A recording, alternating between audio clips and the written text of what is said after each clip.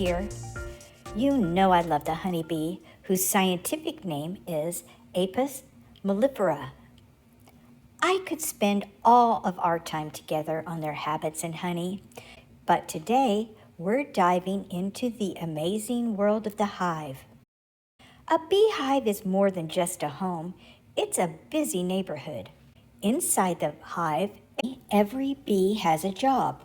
There is just one queen, and she has two main jobs.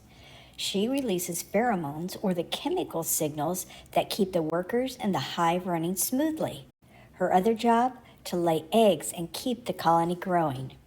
The males are called drones, and they have just one job, to mate with the queen. And the rest? They are females, and they are the worker bees. Depending on their age, they will do every other job in the hive: cleaning, caring for the babies and queen, guard duty, wax makers, honey makers, and foraging for pollen. Together, they make up the colony.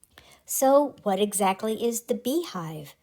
The hive is the structure that houses the bee's nest. People have helped house bees for thousands of years, beginning with clay pots, then woven baskets and hollow logs.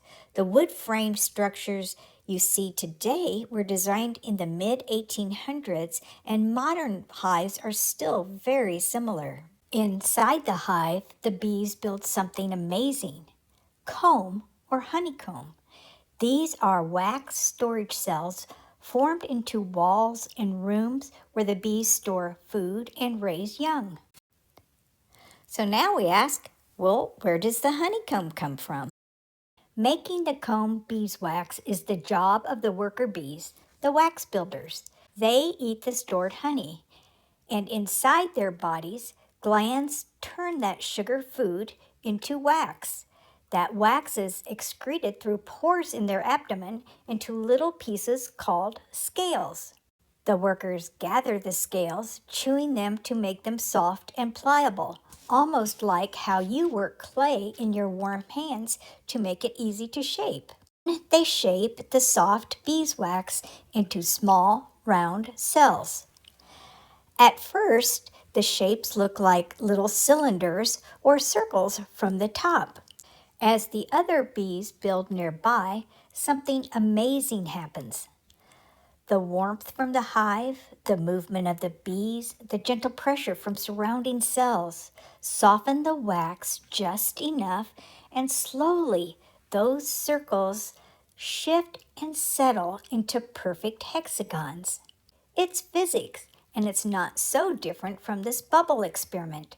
When round bubbles crowd together in a pan, the pressure from all sides gently pushes them into hexagon shapes.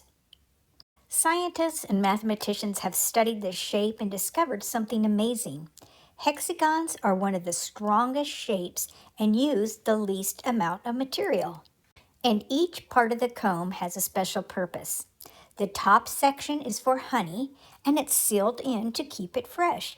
The other cells will store the pollen the foragers bring in from flowers, and the lower sections are brooding cells. The queen lays eggs here, babies are cared for and grow.